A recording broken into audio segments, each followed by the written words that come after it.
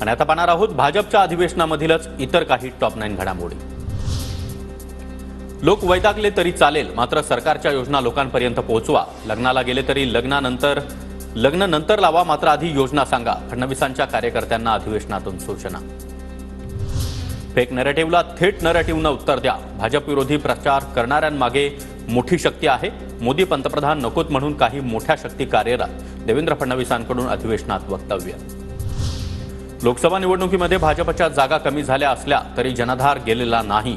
मात्र 2024 मध्ये भाजपला 1,49,00,000 मतं जास्त मिळाली असल्याचा बावनकुळेंचा भाजप अधिवेशनात दावा। उद्धव ठाकरेंमुळे मराठा आरक्षण गेलं। उद्धव ठाकरे हेच मराठा आरक्षणाचे मारेकरी।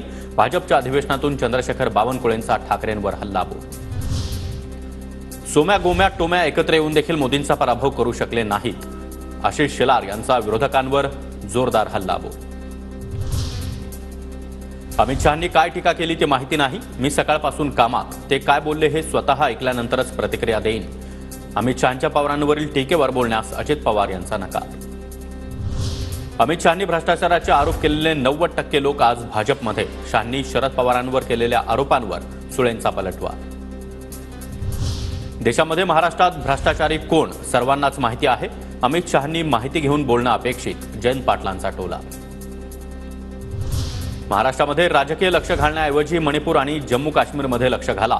गृहमंत्रीपद सार्थकी लागेल। खासदार संजय राऊतांचा अमित शहांवर हल्लाबोल।